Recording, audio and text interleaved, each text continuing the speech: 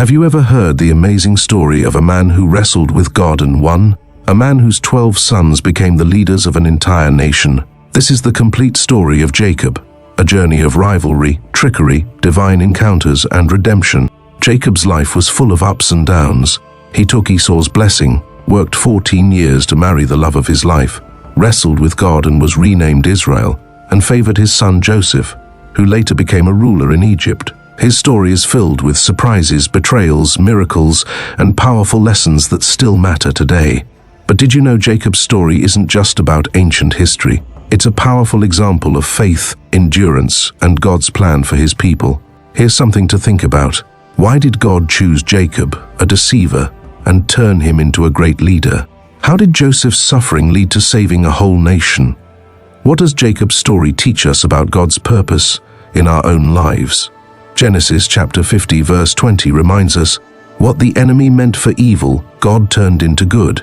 You won't want to miss this. Stay with us as we reveal the hidden details and powerful messages in Jacob's full story. Before we begin, help us share God's word.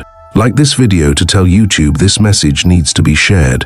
Comment below what part of Jacob's story inspires you the most. Subscribe and turn on notifications so you never miss our Bible teachings. Share this with friends and family to help them grow in faith. Now, let's start this incredible journey through the life of Jacob, the man who became Israel. Our story begins in Genesis chapter 25 verse 21 to 26, in the land of Canaan, where Isaac and his wife Rebekah lived. Isaac, the son of Abraham, had married Rebekah, but she couldn't have children for many years. Seeing her sadness, Isaac prayed to the Lord for her. God answered his prayer, and soon Rebekah was expecting not just one baby, but twins. However, something unusual happened. She could feel them struggling inside her womb. Worried, she asked the Lord what was happening. Genesis chapter 25 verse 23 says, "Two nations are in your womb, and two peoples from within you will be separated. One people will be stronger than the other, and the older will serve the younger." This prophecy meant that Rebekah's 2 sons would become the founders of 2 different nations. One would be stronger, and unlike tradition, the younger son would be greater than the older. This was part of God's plan for the future. Finally, the time came for Rebekah to give birth. Genesis chapter 25, verse 24 to 25 says, "When the time came for her to give birth, there were twin boys in her womb. The first to come out was red, and his whole body was like a hairy garment, so they named him Esau. Esau's red, hairy appearance was unique, and his name reflected his rough and rugged nature. But then, something unusual happened. His brother was born holding on to Esau's. Genesis chapter 25. Verse 26 says, "After this his brother came out, with his hand grasping Esau's heel, so he was named Jacob." Jacob's name means heel grabber or supplanter, foreshadowing the future when he would take Esau's place and blessings. As the boys grew, their differences became clearer.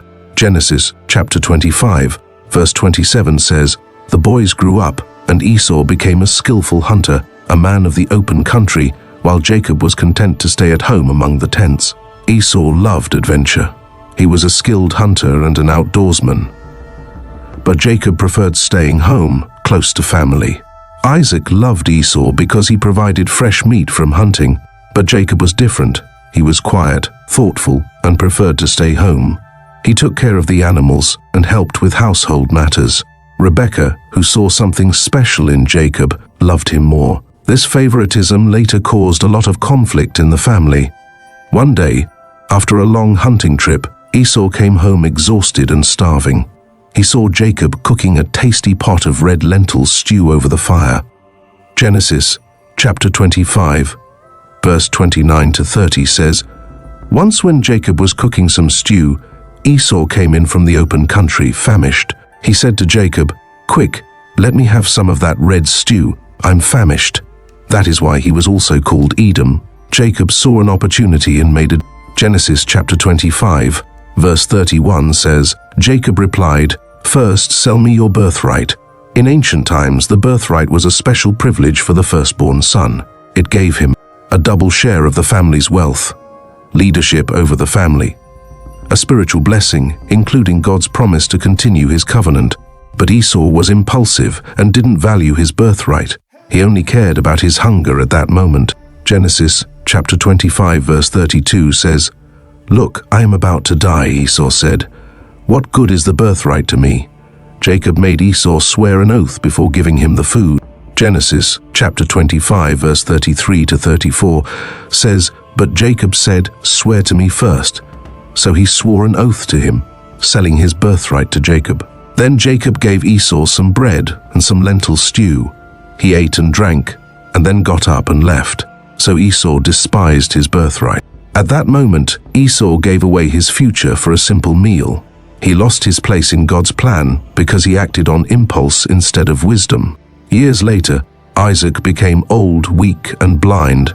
He knew his time was short, so he decided to give his final blessing to Esau. Genesis chapter 27 verse 1 to 2 says, "When Isaac was old and his eyes were so weak that he could no longer see, he called for Esau his older son and said to him, 'My son.' 'Here I am,' he answered." This blessing was not just words of encouragement, it was a sacred inheritance passed from Abraham to Isaac and now to the next generation. It included God's promise of land, prosperity, and leadership.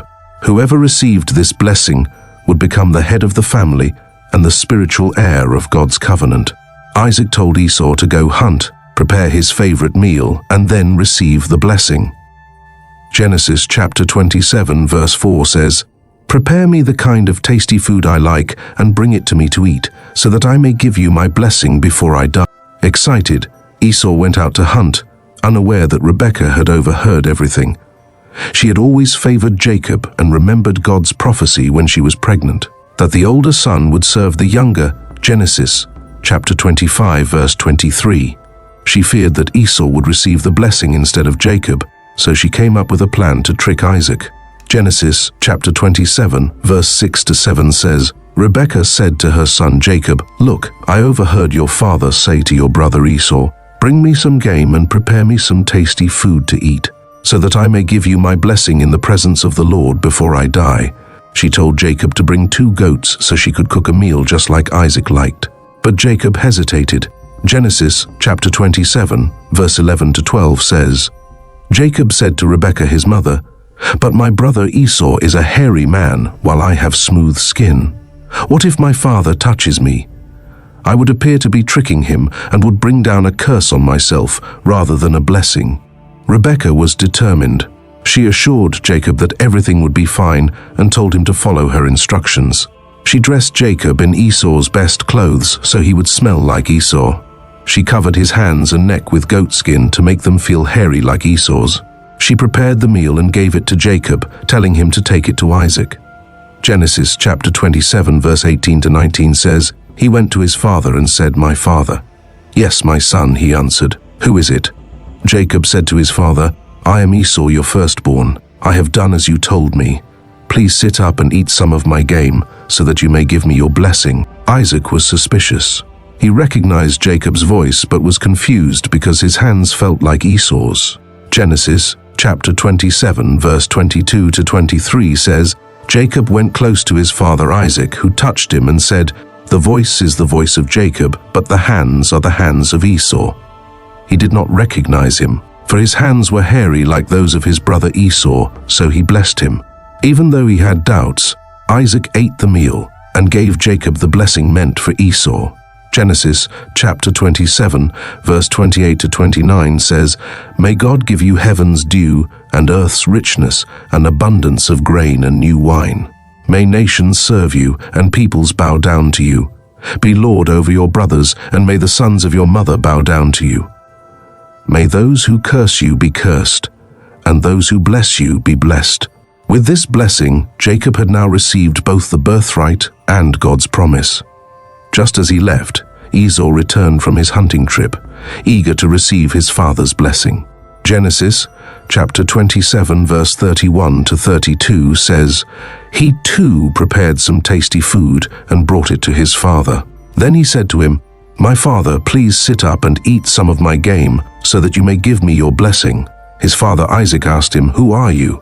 'I am your son,' he answered, 'your firstborn Esau.' At that moment, Isaac trembled. He realized that he had been tricked. Genesis chapter 27 verse 33 says, Isaac trembled violently and said, "Who was it then that hunted game and brought it to me? I ate it just before you came, and I blessed him, and indeed he will be blessed." Esau was heartbroken. He cried out, begging his father for another blessing, but Isaac told him that he had already given everything to Jacob. Genesis chapter 27 verse 38 says, Esau said to his father, "Do you have only one blessing, my father? Bless me too, my father." Then Esau wept aloud. Isaac then gave Esau a different blessing. Genesis chapter 27 verse 39 to 40 says, "Your dwelling will be away from the earth's richness, away from the dew of heaven above. You will live by the sword, and you will serve your brother. But when you grow restless, you will throw his yoke from off your neck." This meant that Esau's descendants would struggle, while Jacob's family, the Israelites, would receive God's promise. Esau was furious. Genesis chapter 27 verse 41 says, Esau held a grudge against Jacob because of the blessing his father had given him. He said to himself, "The days of mourning for my father are near, then I will kill my brother Jacob." Rebekah feared for Jacob's life, so she told him to escape to her brother Laban's house in Haran. What her oldest 7 verse 42 to 43 says, When Rebekah was told what her older son Esau had said, she sent for her younger son Jacob and said to him, "Your brother Esau is planning to avenge himself by killing you. Now then, my son, do what I say.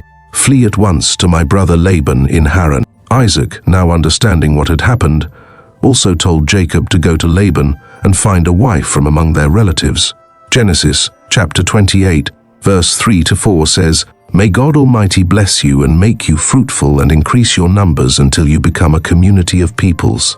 May he give you and your descendants the blessing given to Abraham." Jacob had no choice but to leave home. His journey would be long and difficult, but it would also change his life forever. Jacob had never traveled far from home before, but now he was alone, afraid, and unsure about his future. His mother, Rebekah, had told him to run to her brother Laban's house in Haran, which was hundreds of miles away. His journey was long and difficult, taking him through dry deserts, open plains, and tall mountains. As the sun set, Jacob, exhausted, decided to rest for the night. Genesis chapter 28 verse 11 says, "When he reached a certain place, he stopped for the night because the sun had set. Taking one of the stones there, he put it under his head and lay down to sleep." Jacob had no idea that this night would change his life forever. As he slept, God gave him a powerful vision. Genesis chapter 28 verse 12 says, "He had a dream in which he saw a stairway resting on the earth, with its top reaching to heaven, and the angels of God were ascending and descending on it." Jacob saw a huge stairway, or ladder, connecting earth to heaven. Angels were moving up and down, carrying out God's will. This was a sign that God was present and active in the world, creating a bridge between heaven and earth. At the top of the stairway stood the Lord himself. Genesis chapter 28 verse 13 says, "There above it stood the Lord, and he said, I am the Lord, the God of your father Abraham and the God of Isaac. I will give you and your descendants the land on which you are lying." God confirmed that Jacob was chosen to receive the promise first given to Abraham. He continued to speak, giving Jacob an incredible promise. Genesis chapter 28 verse 14 to 15 says, "Your descendants will be like the dust of the earth, and you will spread out to the west and to the east, to the north and to the south. All peoples on earth will be blessed through you and your offspring. I am with you and will watch over you wherever you go, and I will bring you back to this land. I will not leave you until I have done what I have promised you." This promise had three important parts. A great nation, Jacob's family would grow as numerous as the dust of the earth. This pointed to the 12 tribes of Israel, a blessing to the world. God's promise was not just for Jacob, but for all nations. This looked ahead to Jesus Christ, the Messiah. God's protection. Even though Jacob was alone, God promised to be with him and bring him back safely to Canaan. At that moment, Jacob, who had been a deceiver and a runaway, experienced God's grace and mercy. When Jacob woke up, he was in awe and filled with fear. He had encountered the Almighty God. Genesis chapter 28 verse 16 to 17 says, When Jacob awoke from his sleep, he thought, "Surely the Lord is in this place, and I was not aware of it." He was afraid and said, "How awesome is this place! This is none other than the house of God. This is the gate of heaven." What had seemed like an ordinary place was now holy. Jacob realized that God was with him, even in the wilderness. The next morning, Jacob took the stone he had used as a pillow and set it up as a memorial. Genesis chapter 28, verse 18 to 19 says, "Early the next morning, Jacob took the stone he had placed under his head and set it up as a pillar and poured oil on top of it. He called that place Bethel, though the city used to be called Luz. Jacob named the place Bethel, which means house of God. This moment changed Jacob's life. He was no longer just a deceiver or a fugitive. He had been chosen by God for a greater purpose. Touched by what he had seen, Jacob made a vow to God. Genesis chapter 28 verse 20 to 21 says, "Then Jacob made a vow, saying, 'If God will be with me and will watch over me on this journey I am taking, and will give me food to eat and clothes to wear, so that I return safely to my father's household, then the Lord will be my God.'" Jacob was starting to trust in God, but his faith was still growing. He made a deal with God, asking for his protection in return for his loyalty. He also made a promise. Genesis chapter 28 verse 22 says, "And this stone that I have set up as a pillar will be God's house, and of all that you give me I will give you a tenth." This was one of the first examples of tithing, where Jacob promised to give a tenth of all he had to God. Though he was still learning what it meant to follow God, this was the beginning of his spiritual transformation. Jacob arrives in Haran. After his encounter with God at Bethel, Jacob continued his long journey to Haran, where his mother's family lived. He traveled for weeks, crossing dry lands, rivers, and valleys, until he finally arrived near the city. As he got closer, he came to a well in a field. Several shepherds were there with their flocks, waiting for someone to roll away the heavy stone covering the well. Genesis chapter 29 verse 9 to 10 says, "While he was still talking with them, Rachel came with her father's sheep, for she was a shepherd. When Jacob saw Rachel, daughter of his uncle Laban, and Laban's sheep, he went over and rolled the stone away from the mouth of the well and watered his uncle's sheep. When Jacob saw Rachel, the daughter of his uncle Laban, he was immediately drawn to her. She was beautiful, kind, and hard-working. Moved by excitement, he did something incredible. He rolled away the heavy stone by himself, something that usually required several men. Genesis chapter 29 verse 11 says, "Then Jacob kissed Rachel and began to weep aloud. Jacob introduced himself as Rebekah's son, making him Rachel's cousin. Overjoyed, Rachel ran to tell her father, Laban. Soon, Laban welcomed Jacob into his home. Genesis chapter 29 verse 14 says, "Then Laban said to him, 'You are my own flesh and blood.'" Jacob had finally arrived at a safe place, but he had no idea of the challenges and surprises that awaited him. Jacob quickly fell in love with Rachel. She was unlike anyone he had ever met. After staying with Laban's family for a month, Jacob told Laban he wanted to marry Rachel. Laban, seeing an opportunity, asked Jacob what wages he wanted for his work. Genesis chapter 29 verse 18 says, "Jacob was in love with Rachel and said, 'I'll work for you 7 years in return for your younger daughter Rachel.' Jacob was so in love with Rachel that he was willing to work 7 years just to marry her. Laban agreed, and Jacob began his labor. Genesis chapter 29 verse 20 says, "So Jacob served 7 years to get Rachel, but they seemed like only a few days to him because of his love for her. Even though Jacob worked hard, his love for Rachel made the years pass quickly. When the 7 years were over, Jacob eagerly went to Laban. Genesis chapter 29 verse 21 says, "Then Jacob said to Laban, 'Give me my wife. My time is completed, and I want to make love to her.' Laban prepared a big wedding feast, and it seemed like everything was going as planned. But Laban had a trick up his sleeve. That night, when it was dark, Laban brought his daughter to Jacob, and they became husband and wife. However, Jacob did not realize that it was not Rachel but Leah. Genesis chapter 29 verse 25 says, "When morning came, there was Leah. So Jacob said to Laban, 'What is this you have done to me? I served you for Rachel, didn't I? Why have you deceived me?' Jacob was shocked, heartbroken and angry. He had been tricked, just like he had once tricked Esau. Laban calmly explained that in their culture, the older daughter had to marry first before the younger. Genesis chapter 29 verse 26 says, Laban replied, "It is not our custom here to give the younger daughter in marriage before the older one." Then Laban made another deal. If Jacob worked for another 7 years, he could marry Rachel too. Genesis chapter 29 verse 27 to 28 says, "Finish this daughter's bridal week, then we will give you the younger one also, in return for another 7 years of work." Though deeply hurt, Jacob agreed. A week later, he finally married Rachel, the woman he truly loved. But now, he had 2 wives, one he loved and one he had been tricked into marrying. This caused a rivalry between the sisters that would affect Jacob's family for generations. Leah's sorrow and God's blessing. Jacob loved Rachel more than Leah, and Leah felt rejected.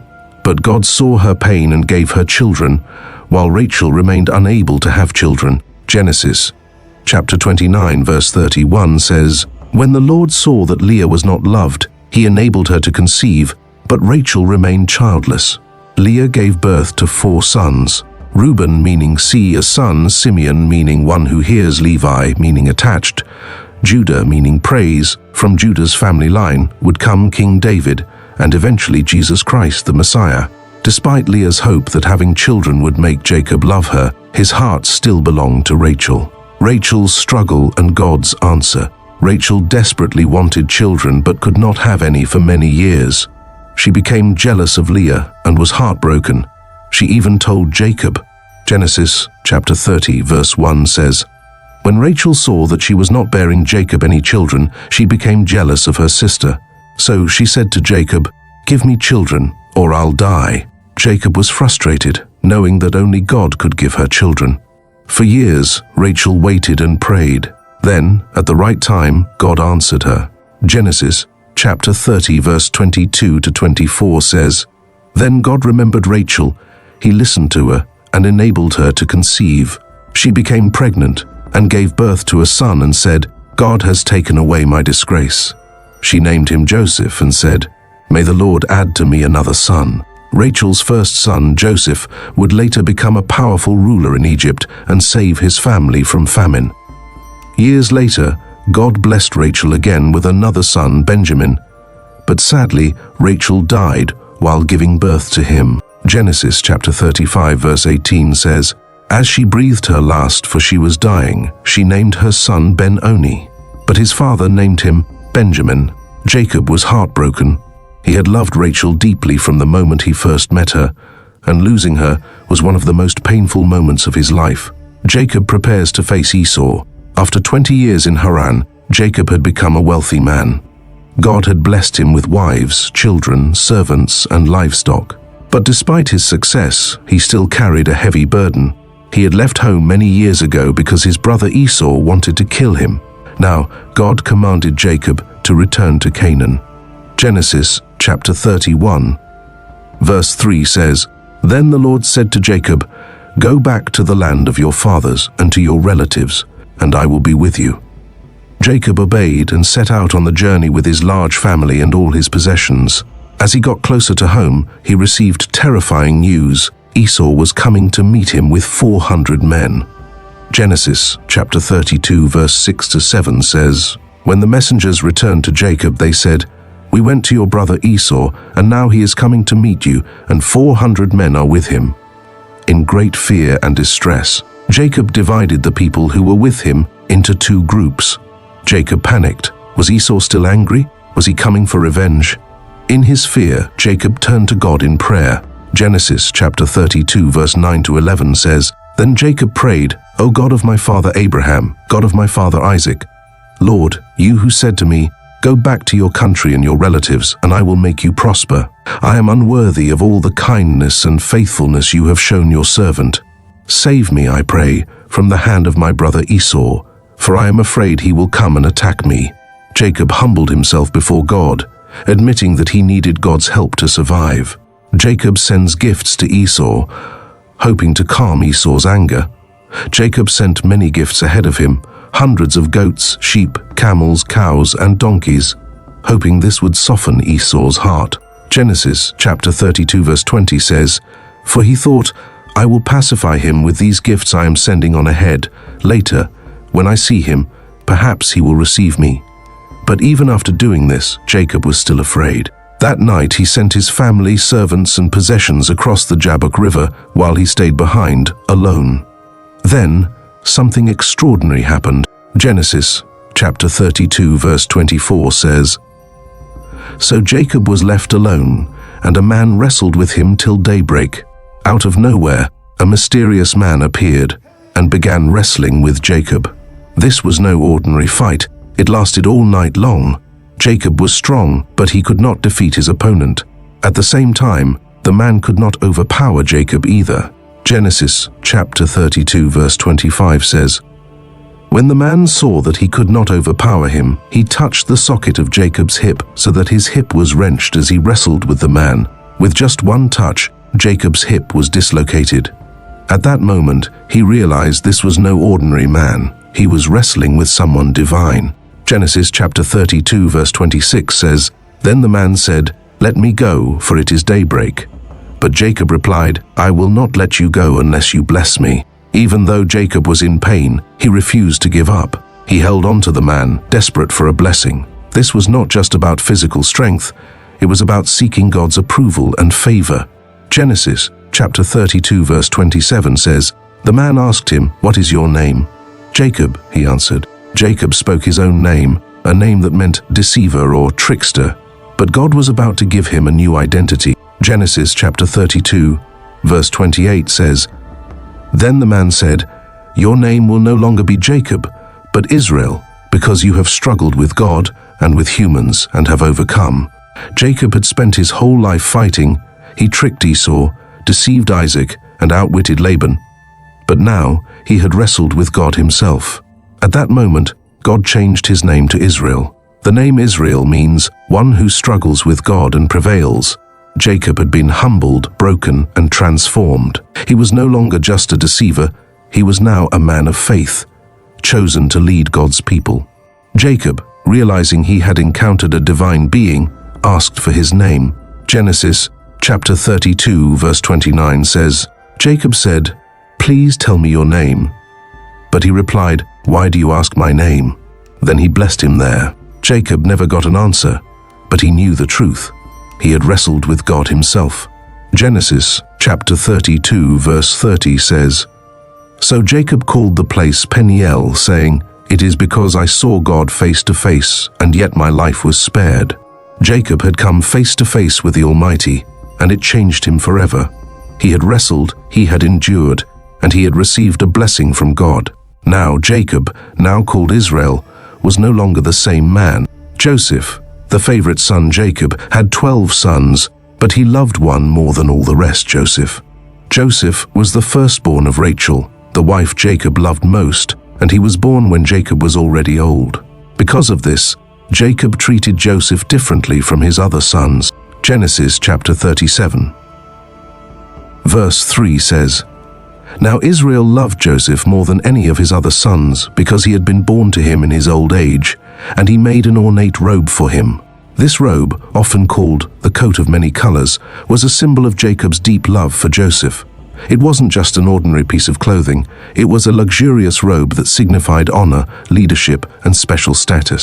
To Joseph's older brothers, this was a slap in the face. They were angry and jealous that their father treated Joseph as if he was more important than them. And things only got worse when Joseph began having dreams.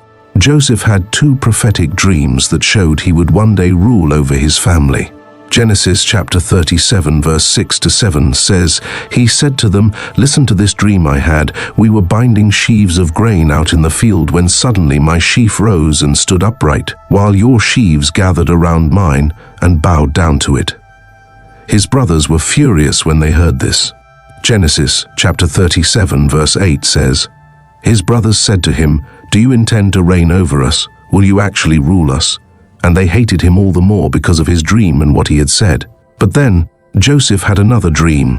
Genesis chapter 37 verse 9 says, "Then he had another dream and he told it to his brothers.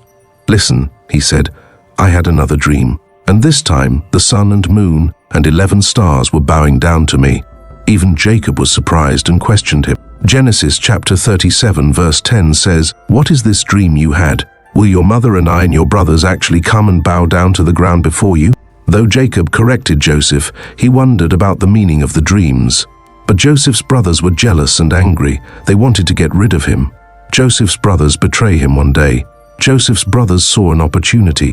Genesis chapter 37 verse 18 says, "But they saw him in the distance, and before he reached them, they plotted to kill him. Instead of killing him, they decided to throw him into a pit and leave him there to die." Genesis chapter 37 verse 24 says, "And they took him and threw him into the pit. The pit was empty, there was no water in it."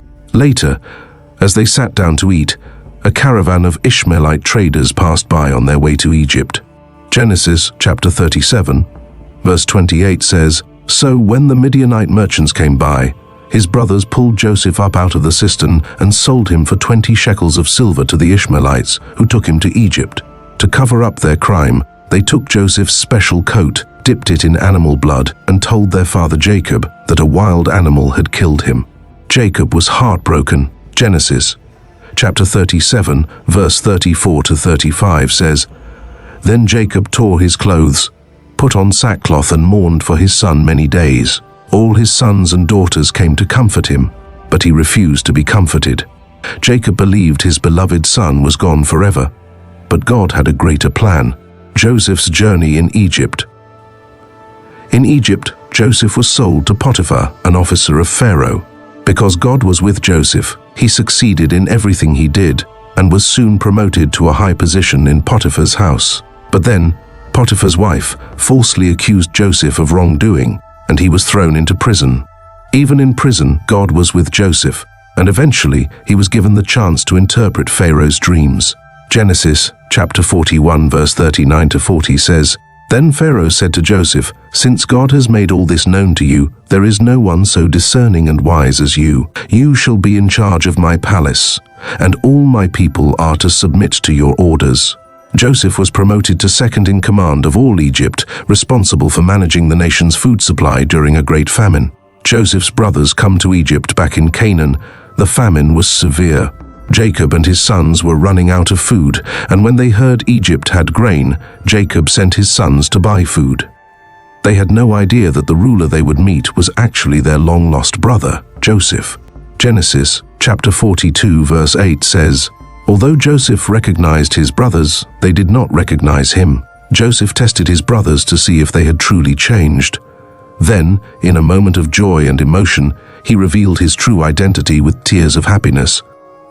Genesis chapter 45 verse 4 to 5 says, "Then Joseph said to his brothers, 'Come close to me.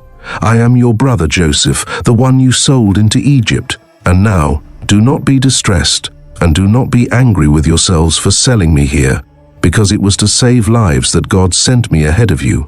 Joseph forgave his brothers, and they wept together. When Jacob heard the news, he was overjoyed." Genesis chapter 45 verse 28 says, "And Israel said, 'I'm convinced. My son Joseph is still alive. I will go and see him before I die.'" Jacob traveled to Egypt, and after years of sadness, he finally embraced his beloved son. Genesis chapter 46 verse 29 says, "Joseph had his chariot made ready and went to Goshen to meet his father Israel. As soon as Joseph appeared before him, he threw his arms around his father and wept for a long time. Jacob blesses his sons. Before Jacob died, he gathered his 12 sons and blessed each of them. These were not just ordinary blessings, they were prophetic words about the future of each son and their descendants, who would later form the 12 tribes of Israel. Genesis chapter 49, verse 1 to 28 records Jacob's final words to his sons. This moment was important because it renewed the covenant God had made with Abraham and Isaac. Now, this promise was passed down to Jacob's sons, who would continue Israel's legacy. Each blessing was symbolic and specific to each son's character and destiny. Reuben's blessing, a lost birthright. When Jacob spoke to Reuben, his firstborn, he acknowledged his strength, but also his mistakes. Genesis chapter 49 verse 3 to 4 says, "Reuben, you are my firstborn, my might and the beginning of my strength, the excellency of dignity and the excellency of power. Unstable as water, you shall not excel, because you went up to your father's bed, then you defiled it. He went up to my couch. Reuben had dishonored his father by sleeping with Bilhah, Jacob's concubine. Genesis chapter 35 verse 22. Because of this, he lost his birthright, and his tribe later became less important among the tribes of Israel. Judah's blessing, the future king. In contrast, Judah's blessing was filled with honor and promise. Genesis chapter 49 verse 8 to 10 says, Judah, you are he whom your brothers shall praise. Your hand shall be on the neck of your enemies. Your father's children shall bow down before you. Judah is a lion's whelp. From the prey, my son, you have gone up. He bows down. He lies down as a lion, and as a lion, who shall rouse him? The scepter shall not depart from Judah, nor a lawgiver from between his feet, until Shiloh comes, and to him shall be the obedience of the people. This blessing is very important because it declares Judah as the tribe of leadership and kingship. The mention of the scepter and Shiloh points to a future ruler from Judah's family line, a prophecy that was first fulfilled in King David and most importantly in Jesus Christ, the Messiah. This prophecy establishes Judah as the royal tribe, shaping the history of Israel and the entire world. Joseph's blessing, prosperity and protection. Another important blessing was given to Joseph, Jacob's favored son. Joseph's blessing speaks of prosperity, protection, and strength, recognizing his suffering and his rise to power in Egypt. Genesis chapter 49 verse 22 to 25 says, Joseph is a fruitful bough by a well, his branches run over the wall. The archers have bitterly grieved him, shot at him, and hated him. But his bow remained in strength, and the arms of his hands were made strong by the hands of the mighty God of Jacob.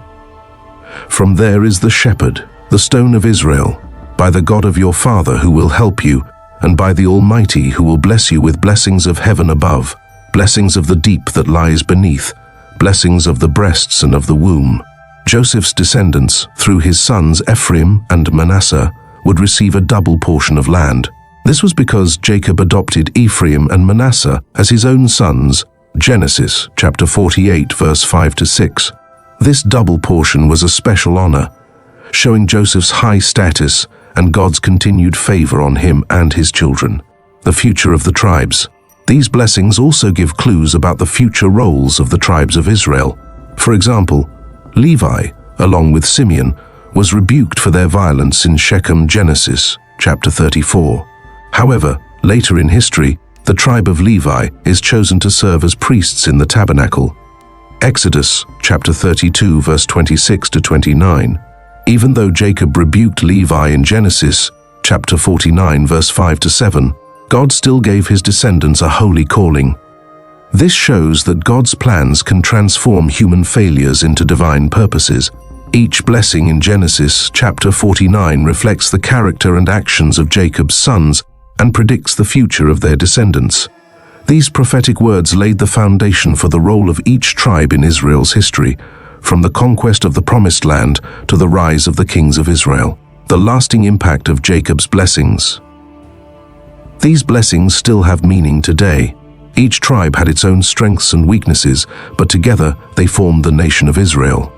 Judah became the tribe of kings, leading to the birth of Jesus Christ. Levi became the priestly tribe, serving in the temple and mediating between God and the people. Joseph's descendants, through Ephraim and Manasseh, became powerful and numerous, especially in the northern kingdom of Israel. Through these blessings, Jacob's sons became the 12 tribes of Israel, carrying forward God's covenant promise. This moment solidified Israel's foundation, ensuring that the promises God made to Abraham, Isaac, and Jacob would continue for generations. Conclusion. Jacob's life was a journey of struggle, transformation, and redemption, from grasping Esau's heel at birth to wrestling with God. His story teaches us that God's plan always prevails, even when things seem uncertain. What lessons do you take from Jacob's life? Let us know in the comments below. Don't forget to like, share, and subscribe for more powerful Bible stories. May God bless you, and see you in the next video.